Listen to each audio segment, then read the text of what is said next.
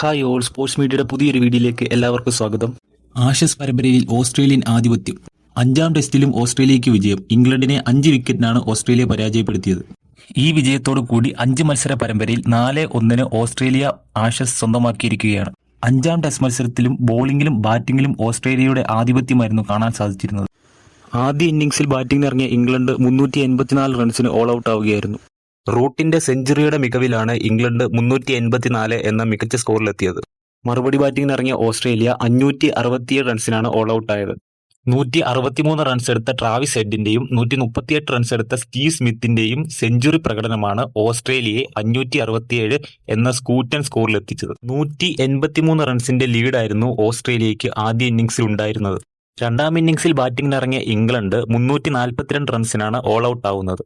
154 runs നേടിയ Jacob ബദേലാണ് 2-ാം ഇന്നിംഗ്സിൽ ഇംഗ്ലണ്ടിന്റെ ടോപ്പ് സ്കോറർ. 160 റൺസ് വിജയലക്ഷ്യം പിന്തുടർന്ന ഓസ്ട്രേലിയ 5 വിക്കറ്റ് ബാക്കി നിൽക്കെ വിജയം സ്വന്തമാക്കുകയായിരുന്നു. ട്രാവിസ് ഹെഡാണ് 5-ാം ടെസ്റ്റിലെ പ്ലെയർ ഓഫ് ദി മാച്ച്. എന്നാൽ പ്ലെയർ ഓഫ് ദി സീരീസ് നേടുന്നത് ഓസ്ട്രേലിയയുടെ തന്നെ മിച്ചിൽ സ്റ്റാർക്കാണ്. ഇംഗ്ലണ്ട് ടെസ്റ്റ് ടീമിന്റെ മോശം സമയമാണ് എന്ന് തന്നെ പറയാൻ പറ്റും. സ്റ്റോക്സിനും ടീമിനും 8ന്റെ പണി കിട്ടിയ ഒരു പരമ്പര തന്നെയായിരുന്നു ഈ ആഷസ് പരമ്പര.